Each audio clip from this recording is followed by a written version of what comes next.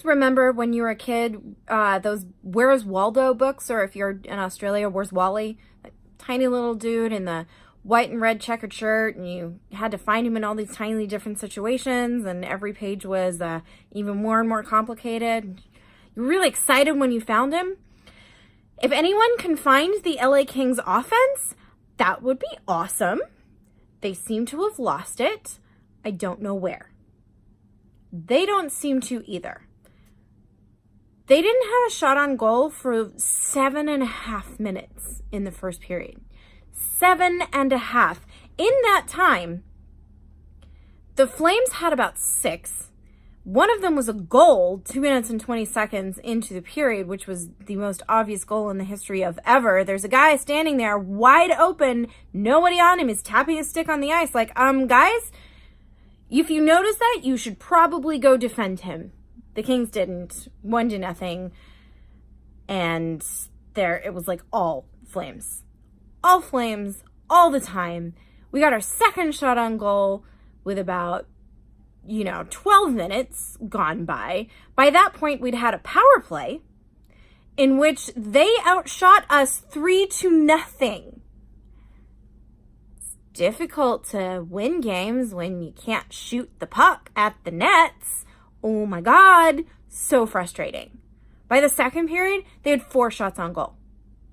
4 shots in one period in 20 minutes. It's not difficult to figure out where the offense went. It's, far away where people actually shoot the puck. Oh my God.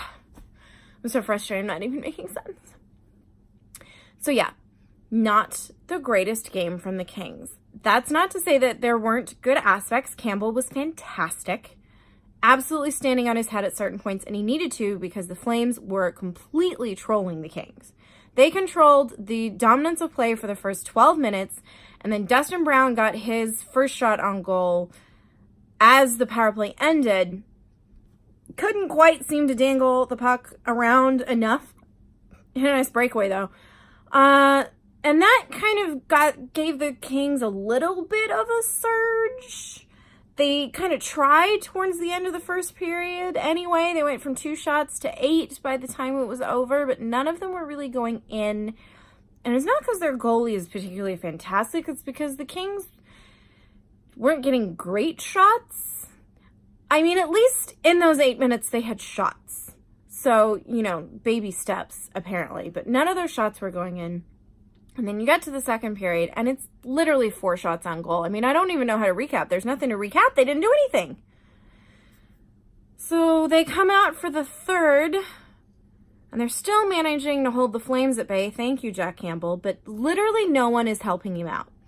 Kovalchuk and Toffoli had some nice chemistry. Their line with Carter was decent, relatively decent. Kopitar has some great stick handling skills, but couldn't seem to shoot the puck at the net to save his life. We had 2 power plays in the third period, I'm sorry. And none of them went anywhere.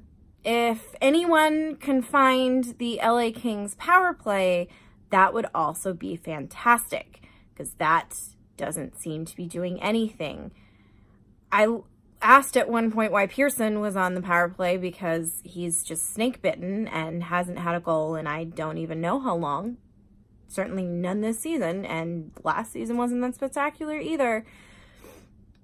But someone replied to me, well, you could kind of say that about the whole team, and as unfair as it sounds, he kind of has a point.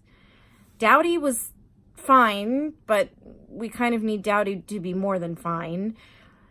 Campbell was by far the star of the game, which is great. I love that we have a replacement for Quick when he is injured for so long. That's fantastic.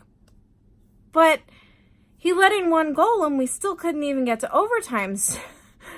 So guys, you got to help him out. Letting in 1 goal is actually a fairly realistic standard for a hockey game. There was a game today that was 5-1.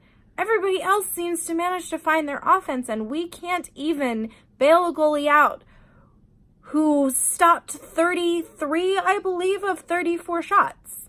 We pulled him with a minute remaining, and I don't know why we even bother to keep doing that. There's no point. We don't do anything on the power play, so on man advantage, when you have a wide empty net, thankfully they didn't score in, but still, they need to be better than they are. Our defense is pretty fantastic, except for those first 12 minutes where they were just skating around in circles, and my God, the neutral zone, please, please. I'm not even asking you to control it, just not suck it into a black hole. That would be great. Thankfully, there was Chris Sutter, so at least we can end on a positive note, but it's really about the only good thing that happened. So here's to the next game.